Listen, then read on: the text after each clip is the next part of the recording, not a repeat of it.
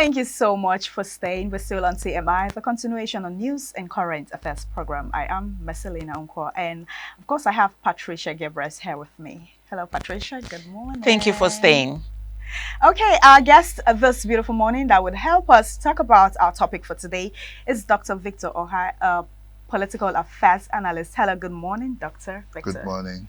Good morning, Thank you doctor. for Good morning. coming. Thank you for Yeah, having me. thank you for always showing up.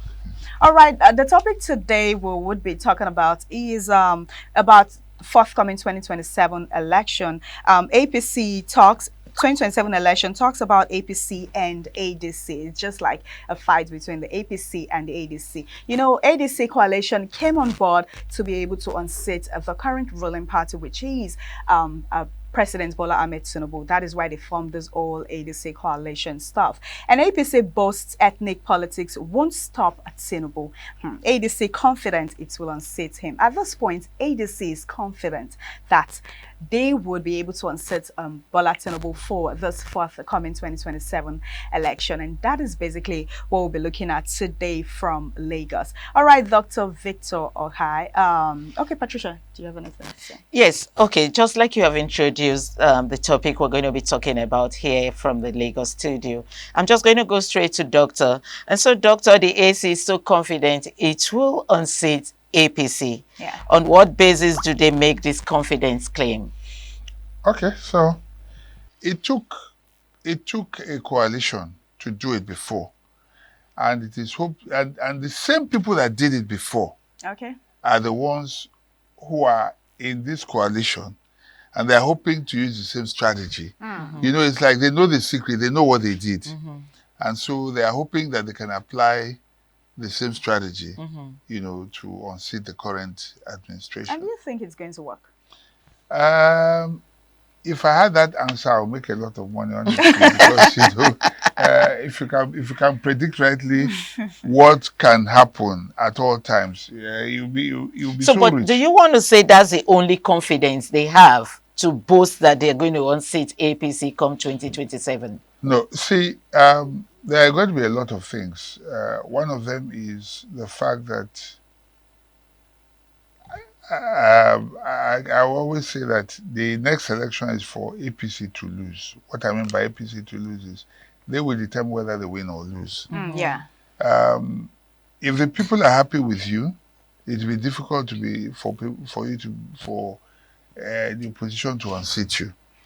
But if they're not happy with you, then obviously the opposition will not find it too difficult because the people on ground will cooperate against the ruling party. So yeah. Okay, at this point, do you think Nigerians are ready for alternative party like the ADC, or will it take a bigger coalition? Okay, so ADC itself is not a coalition. It's an existing party. But what is hoped is that when the time comes, there will be a coalition of various parties in cahoot with ADC to unseat the current administration. However, what has happened in the ADC is you find the situation, what you might call a coalition within the party ADCs, people coming from the various parties, PDP, those disgruntled with PDP, those disgruntled with APC, SDP, and the rest of them coming into ADC and using that as a special purpose vehicle for grabbing power, taking over power from the incumbent.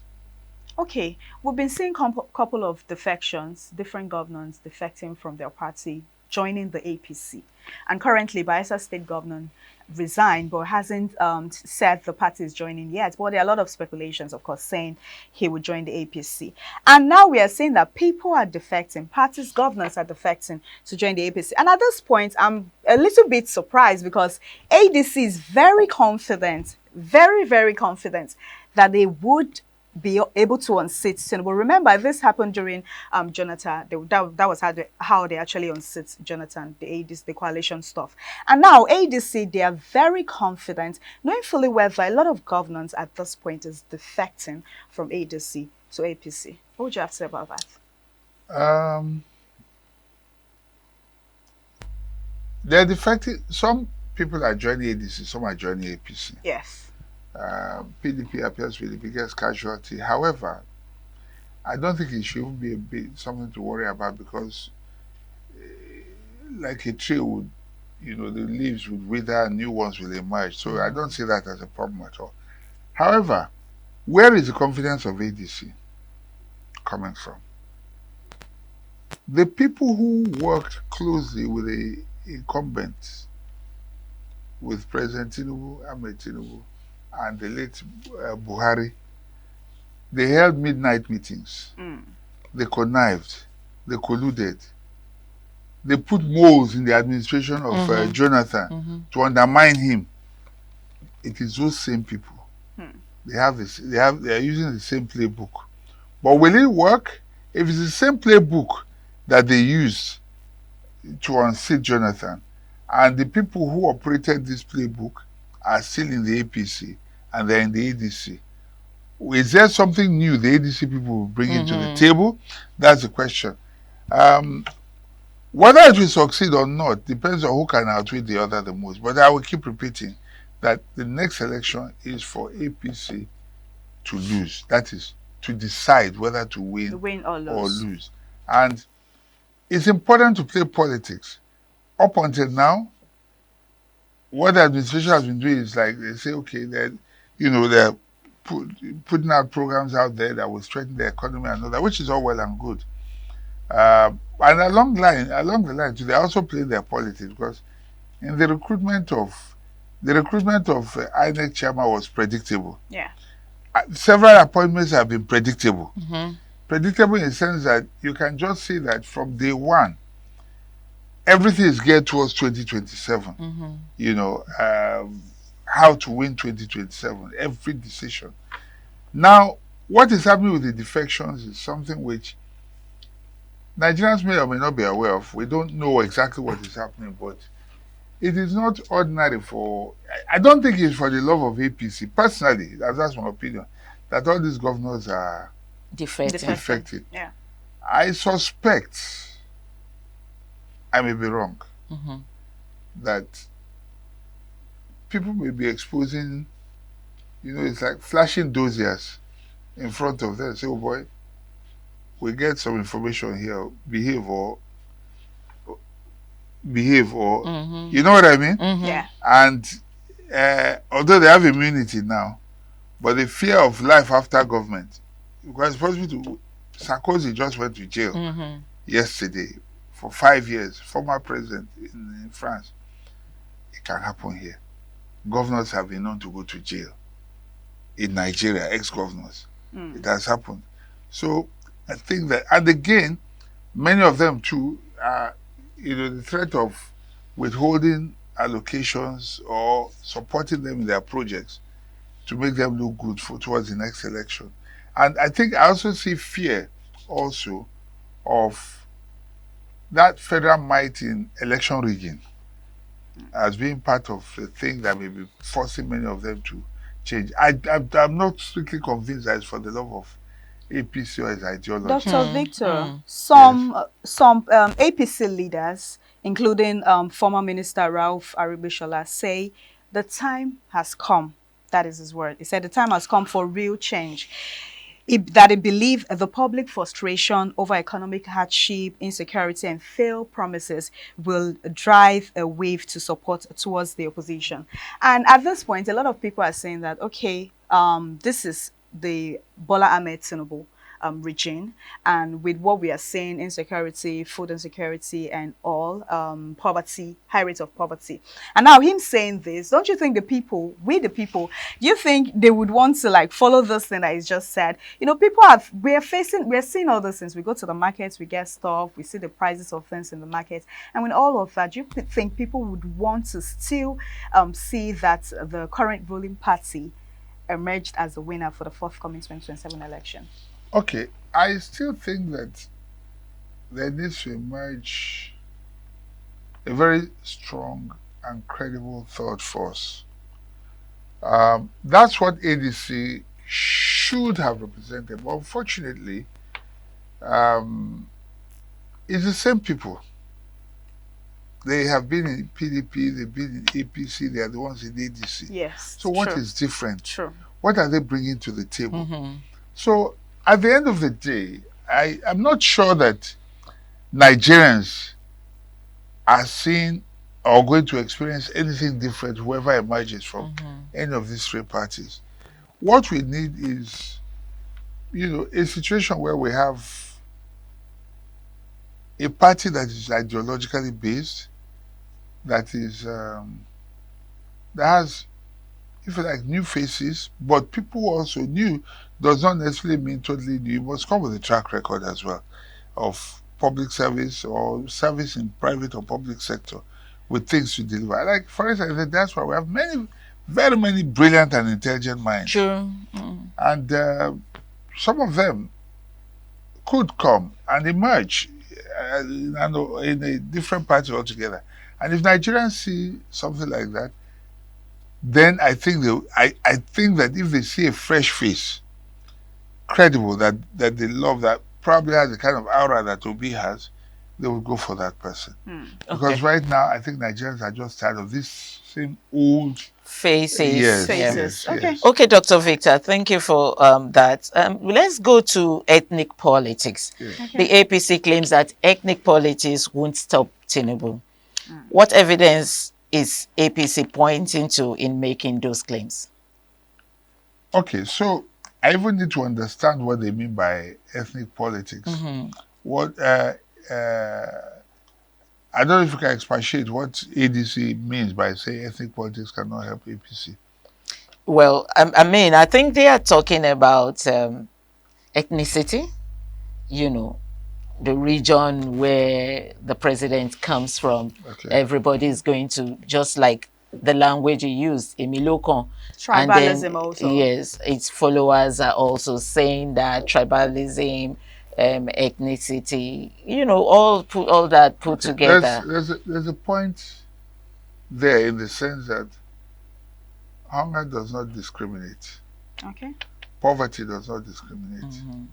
At the filling station, the price does not discriminate. So we all face the same reality. We go to the same markets. We face the same challenges as a people. To that extent, the ADC people may have a point. But as you know, let me use Lagos as an example. Okay. Every time before election, the Igbo people live very well with the Yorubas in Lagos. Everything works very well. But when it's time for election, the politicians will come and divide neighbors who have been living together, no wahala, and they say, they want to take over our Lagos. Yeah. And check very well. The person who say they want to take over our Lagos is probably from Osun State. He's not an indigenous of Lagos. He has taken over Lagos from the real Lagosians. They have been oppressing Lagosians for so long, the real indigenes of Lagos. These are a bunch of people who have come and deprived the indigenes of Lagos of their heritage using language, cheating them, robbing them. When was the last time you had an indigene of Lagos as a governor in Lagos? In fact, the day I realized how serious this thing was the day I was with somebody who was a very close friend of mine then, still is, who later became a PAMSEC, but then he was not yet a PAMSEC in Lagos State Civil Service. He was from Lagos State. Okay. I was in his office, we were talking, and he was scared, even though his door was locked. His door was closed. He said, we cannot talk in our state. They will just crush us. That was the day I knew that they were living in bondage. No pun intended with the movie Living in Bondage. They were living in bondage in their own states, in their own state. The people who are oppressing them are using language from Osun State, Ogun State, Ondo State, what is the other? Oyo State, Ekiti. The real indigenes don't have a say. And the same thing that they are doing is what they are accusing other people of. They said the Igbo people want to take over. Yeah. They want to take over your place. So meanwhile, they are the real The ones. I don't want to use any negative word because I'm on air, but they're the ones who have come to John 10:10. Do you understand? They have come to take over their land. You understand? So, and that's what politicians do. They divide and rule using religion, as happens in the north. I just use Lagos as an example. In the north, they do the same thing. What do?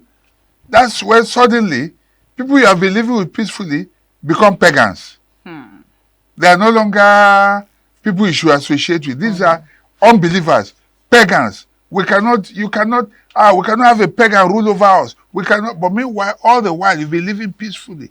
You go to the same market, they teach you in school. When you go to receive medical treatment in the hospital in the north, you don't care whether it's a Christian or a Muslim. The teacher that teaches, you don't care if it's a Muslim or a Christian. When you go to the bank to collect your money, the man behind the counter or who owns the bank, you don't care if it's a Christian or a Muslim. Okay, doctor, let me quickly follow up to this question. How do you think all this will be stopped before 2027 elections? Because it just has to be stopped for us to get a good vote. No, see, it's difficult. The politicians have mastered the art of divide and rule. So the issue of ethnicity, which was your original question, they will play the ethnic card. They will play the religious card. There's no ruling it out. We have seen that playbook repeated over and over in Lagos State. They will take it to a national level. They will do it. He's our son. We have to vote him again. Do you understand? So that is the ethnic part. Then the religious part, they will bring it up again. It's always the case. I saw a video, Dr. Victor, on the internet of a woman that came out to say that, then we Yorubas in Lagos, she's in Lagos, and she was like, we Yorubas, we're tired, we're no longer voting for tribalism. We are voting for the person we know would do the works. We know that, okay, would come out and be able to stand for Nigerians, be our voice. Of course, these people are there to serve us, they're there to serve us. But a lot of people are like, okay, this is why you were elected in, this is why you were voted in, but we are actually not seeing this thing. It's not like they're not doing, but according to speculations, they are not doing enough. And the woman made mention, she was like, at this point, we are not going to vote with tribalism. We're not going to vote with tribalism. We are voting for who we know would come and do the job and come do the job, come represent the people. You're there to serve the people. Come serve the people. What is your take? Well, in fairness, look at the results from Lagos in the last election, the presidential elections. Tinubu lost Lagos. He didn't win the presidential election. And then they had a rebound quickly. And then, of course, those same cards were played, and then they won back the governorship. So it tells you that not every Yoruba house or Igbo man is tribalistic, in fairness. True. Not everybody is. There are many people who will vote with their eyes wide open, who will vote their conscience, who will pick whoever they consider is the right person. There are many, and I give it to them. And on the other hand, there are, of course, the others who, and see, why I worry is that there's politics of stomach infrastructure.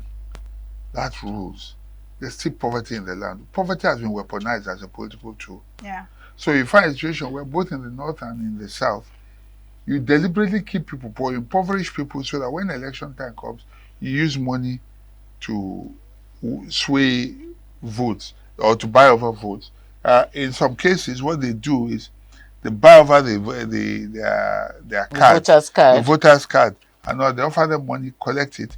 Even if they don't use it to vote, they use it to ensure that you do not vote one way or another. Okay. Another strategy they use is that where they are able to, they go to the INEC office, collude, collect the cards from maybe certain ethnic groups where they think they might vote just to vote against them. Yes, and then just either destroy them or throw them away. We've seen cards being seen in gutters and all that. Yes, we've seen them. So I'm not saying anything that is not happening. Dr. Victor, you talked about maybe a fresh face coming in. We have a lot of great people in diaspora. That's what you said.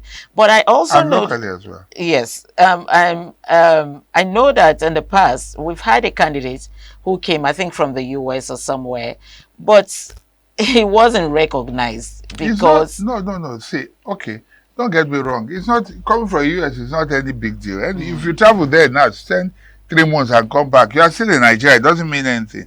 I'm talking about great ideas. I'm talking about people with ideas that, and they are bound everywhere. Okay, so they could be within, they could be from without. So coming from their perspectives, you've seen how things work. Even though a lot of our people, even in government now, schooled abroad as well, or travel all the time, they see how things work. But I'm saying that people have not been tainted by the system, who are not comfortable in the mire that is Nigerian politics today. People who will come and want to do things differently.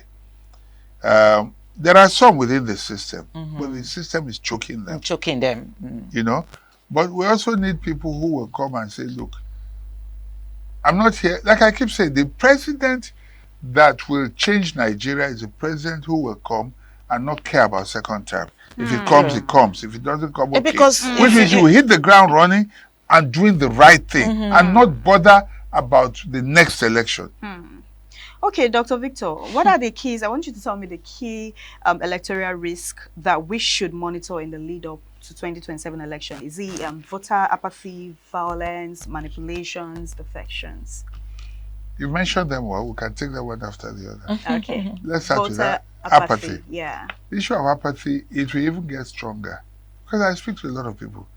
Sometimes, if I'm not driving and I'm using Uber, for instance, I'm talking to a driver, could we come from the airport or whatever, and he says,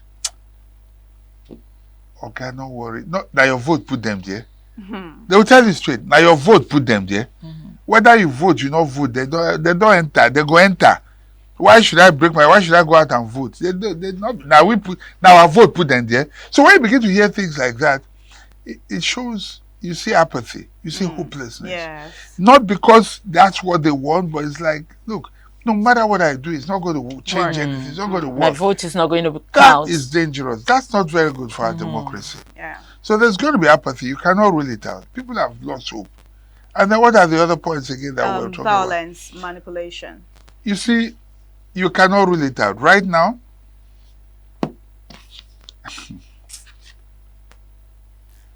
the violence that is characterized by voting in a place like, let's say, Lagos, for instance, where certain people are marginalized through NURTW or some thugs and all that. Those same people have gone to Abuja. They are operating at the national level now. You can't rule it out. I just singled out that one, but it's like that all over. These people will always engage thugs. And that's why you continue to see kidnapping, you continue to see violence and robbery everywhere. Because how many times have we seen container loads full of cache of arms and arms? Where are they going to? Armed robbers will not order such large amount of arms, you know. So the politicians are the ones. They will buy this pump rifles, or what do they call them? Action pump rifles, or what, I forgot how they call them. AK-47. And the AK-47s and the rest. Pump action, sorry. That one is different. The AK-47s, pistols and all that. They do that. They arm these thugs, these criminals. Sometimes go assassinate their opponents just so they can grab power. And you know, once you have given them this thing, after election, you can't collect those arms back. It becomes their property. Okay, so we're going to say that. And, okay. Having said all of this, and the 2027 election is coming close, because as it is, 2026 seems to be out of the calendar. So they all point their fingers to 2027 elections. Having said all of this, do you think Nigeria will move fully away from identity-based voting? What do you mean by identity-based voting? Well, I know you. Identity. Your identity is what I'm voting for, not because you could perform. Well, let me put it this way. You don't vote for spirits. To vote, you must be popular. Yeah. To be popular, you must be known. True. Okay? However, how you get popular or how you get identified is a different matter. Okay, so somebody can raise your hand. You can be somebody that is not known at all, and then somebody raise your hand and say, "Let's vote for this guy." Everybody will queue behind and vote for that person because they trust the person That's raised your that hand. raised your Okay. hand. Some have been in the public sphere. You know, there are people who have played with the idea of VDM should stand for election. Yes. How? Because it's been identified in the public space. Exactly. Not necessarily for his ability to rule or anything, but okay, he's a voice. He's looking after the interests of people. It does not mean he can administer or be a good leader. Because Not it's necessarily, been known. but that he's known. So on the issue of identity, obviously you have to be known to be voted for one way or another, because people will be voting. Yes, they'll be voting for party, but they also will be voting for candidates. You know, so.